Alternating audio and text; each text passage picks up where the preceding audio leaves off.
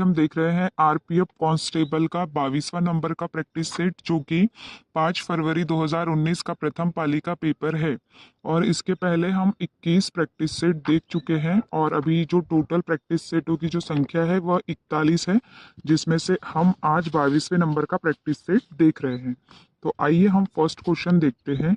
Maori लोग निम्नलिखित में से किस देश के निवासी है? तो यह न्यूजीलैंड देश के निवासी है।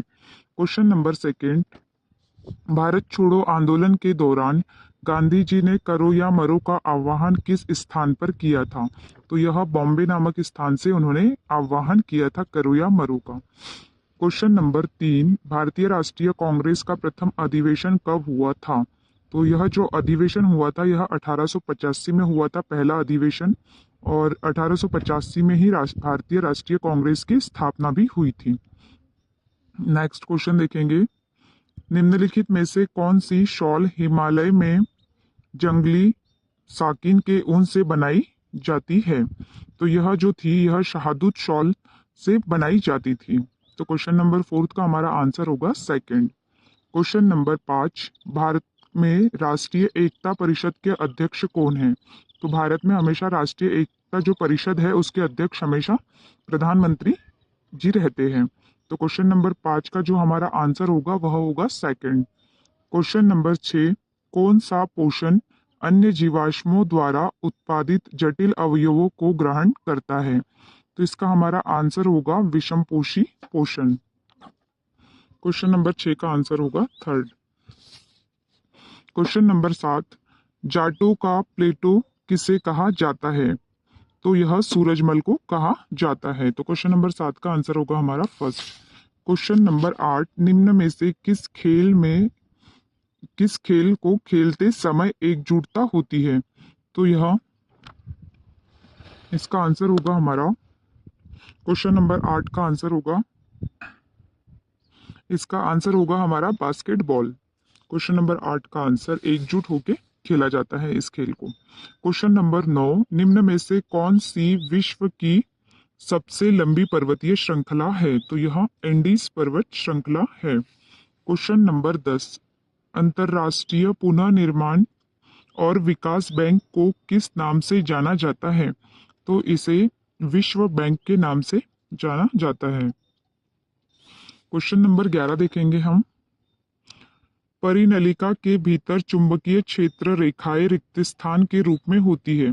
तो जो परख नली होती है उसमें जो चुंबकीय क्षेत्र की जो रेखाएं होती है वो कैसी होती है यह पूछा गया है। तो इसका आंसर होगा हमारा समांतर सीधी लाइनें होती है परख नली में। क्वेश्चन नंबर 11 का आंसर फर्स्ट होगा। क्वेश्चन नंबर 12 देखेंगे। वस्तुओं और सेवाओं की आपूर्ति के लिए शिल्प निर्माता जातियों और ग्राम समुदायों के बीच व्यवस्था को क्या कहते हैं? तो इनके बीच जो व्यवस्था होती है, ग्राम और जातियों के बीच जो व्यवस्था होती है उसे क्या कहा जाता है? तो इसे जजमानी प्रणाली कहा जाता है।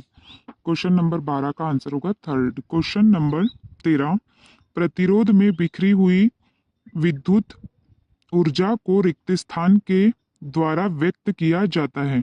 तो इसे किसके द्वारा व्यक्त किया जाता है?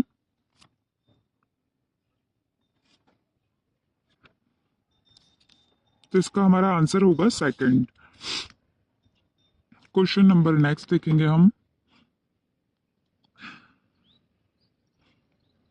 भारतीय संविधान के अनुच्छेद 51A में कितने मौलिक कर्तव्य हैं? तो इसमें कितने मौलिक कर्तव्य हैं? तो इसका आंसर होगा हमारा, मौलिक कर्तव्यों की जो संख्या होगी वह होगी 11। पहले कितने जोड़े गए थे? 10 जोड़े गए थे और उसमें उसके बाद में जो एक जो है वो बाद में जोड़ा गया है। ऐसे करके कुल 11 मौलिक कर्तव्य हैं। क्वेश्चन नंबर 15, निम्न में से क्या अवक्षेपण का प्रकार है? तो यह इसका आंसर होगा हमारा ओला। क्वेश्चन नंबर 16, सेल्यूलर श्वसन के दौरान जारी ऊर्जा का उपयोग करके संश्लेषित अणु क्या है? तो जो संश्लेषित जो अणु होता है उसे एटीपी कहा जाता है। क्वेश्चन नंबर 17, 1946 में बनी अंतरिम सरकार में रक्षा मंत्री कौन थे? तो उस टाइम जो रक्षा मंत्री थे वह थे सरदार वल्लभ देव सिंह। उस टाइम के जो अंतरिम सरकार में रक्षा मंत्री जो थे वह सरदार बलदेव सिंह थे। क्वेश्चन नंबर 18 क्वेश्चन देखेंगे। प्रायद्वीपीय प्रायद्वीपीय भारत में निम्न में से किस नदी का सबसे बड़ा बेसिन क्षेत्र है? तो वह गोदावरी नदी का होता है। क्वेश्चन नंबर 19, पेट्रोलियम के कच्चे माल का उपयोग करने वाली सभी सिंथेटिक फाइबर कई प्रक्रियाओं द्वारा तैयार किए जाते हैं, उन्हें कहते हैं। तो उन्हें पेट्रोकेमिकल कहा जाता है। क्वेश्चन नंबर 19 का जो आंसर होगा हमारा वह फोर्थ होगा। क्वेश्चन नंबर 20 देखेंगे। भारत में श्वेत क्रांति के जनक कौन थे? तो यह श्वेत क्रांति के जनक पूछा गया है यहाँ पे। तो यह वर्गीस कुरियन थे। श्वेत क्रांति जो है हमारी वह दूध से संबंधित है। क्वेश्चन नंबर 21 देखेंगे। ब्रिटिश भारत में थियोसोफिकल सोसाइटी का मुख्यालय कहाँ है? तो यह बॉम्बे में इसका मुख्यालय है। क्वेश्चन नंबर 22 देखेंगे। निम्नलिखित में से कौन मानव में घुलनशील नाइट्रोजन यौगिक के रूप में उत्सर्जित पदार्थों को हटाता है? तो यह नेफ्रॉन हटाता है। क्वेश्चन नंबर 23, निम्नलिखित में से किस देश में विश्व का सबसे अधिक तापमान दर्ज किया गया? तो यह सबसे अधिक जो तापमान दर्ज किया गया है वह लीबिया देश में किया गया है। क्वेश्चन नंबर 24, अल्पसंख्यकों की सुरक्षा से संबंधित भारतीय संविधान का कौन सा अनुच्छेद है? तो जो अल्पसंख्यकों से जो संबंधित है वह अनुच्छेद 29 है। क्वेश्चन नंबर नेक्स्ट देखेंगे। पानी में घुलनशील क्षार को क्या कहते हैं? तो इसे क्षारक कहते हैं। क्वेश्चन नंबर 26, उस पुर्तगाली खोजकर्ता का क्या नाम था जिसने वर्ष 1498 में यूरोप से भारत के नए समुद्र मार्ग की खोज की थी? तो यह क्वेश्चन मैंने आपको कल ही बताया था। इसका जो आंसर है वास्को डी गामा है जिसने इसकी खोज की थी। क्वेश्चन नंबर 27, युद्ध, बाह्य आक्रमण या सशस्त्र विद्रोह के कारण आपातकाल को किस नाम से जाना जाता है? तो इसे राष्ट्रीय आपातकाल के नाम से जाना जाता है। क्वेश्चन नंबर 28, निम्न में से किसे भारतीय अर्थव्यवस्था का वास्तुकार कहा जाता है? तो भारतीय अर्थव्यवस्था का जो वास्तुकार है इसे महालनोबिस को कहा जाता है। क्वेश्चन नंबर 29, भारतीय संविधान के अनुच्छेद 280 में वित्त आयोग का प्रावधान किस रूप में है? तो इसे हम प्रशासनिक निकाय कहेंगे। क्वेश्चन नंबर 29 का जो आंसर होगा हमारा फर्स्ट होगा। आइए नेक्स्ट क्वेश्चन देखते हैं। क्वेश्चन नंबर 30, जोग जलप्रपात किस नदी पर स्थित है? तो यह शेरावती नदी पर स्थित है। क्वेश्चन नंबर 31, निम्न में से किस खेल में नेट की आवश्यकता होती है? तो यह बैडमिंटन खेल में इसकी आवश्यकता होती है। क्वेश्चन नंबर 32, दक्षिण पूर्व एशिया की सबसे लंबी नदी कौन सी है? तो यह मेकोंग नदी है। क्वेश्चन नंबर 33, शब्द जंप बॉल निम्न में से किस खेल से संबंधित है? तो यह जंप बॉल जो शब्द है यह बास्केटबॉल से संबंधित है। क्वेश्चन नंबर 34, कौन खेल के प्रशिक्षण में आत्मविश्वास बढ़ाने, मनोबल को मजबूत करने में मददगार होता है और एक मित्र तथा परामर्शदाता के रूप में कार्य करता है? तो यह कौन करता है? तो यह सब कोच द्वारा किया जाता है। क्वेश्चन नंबर 34, मधुमक्खी के पालन को क्या कहा जाता है? तो जो मधुमक्खियों के पालन को एपीकल्चर कहा जाता है। क्वेश्चन नंबर 36, एक विधायी निकाय के रूप में स्वतंत्र भारत की पहली संसद के अध्यक्ष कौन थे? तो यह जो थे पहली संसद के जो अध्यक्ष थे यह GV मावलंकर थे। तो क्वेश्चन नंबर 36 का हमारा आंसर होगा सेकंड। क्वेश्चन नंबर 37, उर्दू शब्द तलाक से क्या तात्पर्य है? तो यह विवाह विच्छेद से संबंधित शब्द है। क्वेश्चन नंबर 38, अबतानी जनजाति भारत के किस प्रदेश से है? तो यह किस प्रदेश से है?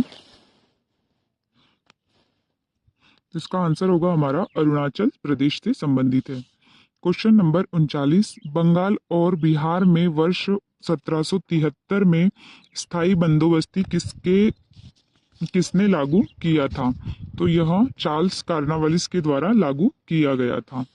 क्वेश्चन नंबर 40, किसके घटक रंगों में श्वेत प्रकाश का विखंडन क्या कहलाता है? तो यह श्वेत प्रकाश का विखंडन प्रकीर्णन कहलाता है। क्वेश्चन नंबर 40 का हमारा आंसर होगा फोर्थ, प्रकीर्णन। क्वेश्चन नंबर 41, औद्योगिक नीति संकल्प को भारतीय संसद द्वारा किस वर्ष अपनाया गया था? तो इसे 1956 द्वारा अपनाया गया था। क्वेश्चन नंबर 42, भारत में नई आर्थिक नीति कब प्रारंभ की गई? तो यह 1991 के टाइम की गई थी। क्वेश्चन नंबर 43, जब वसा और तेल का ऑक्सीकरण होता है तो वे रिक्त स्थान बन जाते हैं और उनकी गंध और स्वाद में परिवर्तन होता है। तो यह जो होते हैं यह दुर्गंध युक्त बन जाते हैं। तो क्वेश्चन नंबर 43 का हमारा आंसर होगा थर्ड, दुर्गंध युक्त। क्वेश्चन नंबर 44, वह अधिकतम अवधि सीमा क्या है जिसमें राज्य धन विधेयक को पारित कर सकती है? तो इसका हमारा आंसर होगा 14 दिन। 44 का आंसर सेकंड। क्वेश्चन नंबर 45, कुश्ती की भारतीय शैली को रिक्त स्थान के रूप में भी जाना जाता है। तो इसे दंगल के रूप में भी जाना जाता है हमारे यहाँ, और यहाँ पे ऑप्शन दिया है कुश्ती, तो इसे कुश्ती के रूप में जाना जाता है। क्वेश्चन नंबर 46, भारत के संविधान में वर्तमान में कितने भाग है? तो अभी जो वर्तमान में जो कुल भागों की जो संख्या है वह है 25। क्वेश्चन नंबर 47, वन अनुसंधान संस्थान कहाँ स्थित है? तो यह देहरादून में स्थित है। क्वेश्चन नंबर 48, संघ सूची में मूल रूप से कितने विषय हैं? तो यह 97 विषय है। क्वेश्चन नंबर 49, ग्रीष्मकालीन ओलंपिक 2020 की किस देश के द्वारा मेजबानी की जाएगी? तो यह जापान देश द्वारा इसकी मेजबानी की जाएगी। ये हो चुका है, एक करंट अफेयर का क्वेश्चन है। क्वेश्चन नंबर 50, निम्न में से कौन उच्च उपज किस्म H5V का प्रयोग करके बड़ी मात्रा में अनाज के उत्पादन में वृद्धि के लिए जाना जाता है? तो यह हरित क्रांति से संबंधित है, हरित क्रांति के लिए जाना जाता है। तो यहाँ पर हमारे आरपीएफ कांस्टेबल के 50 क्वेश्चन जीके के कंप्लीट होते हैं दोस्तों। और आज आपका होमवर्क का क्वेश्चन है, आप लोग बताओगे कि हरित क्रांति का जनक कौन है। तो इसका आप आंसर कमेंट करके बताओगे। ठीक है दोस्तों, थैंक यू।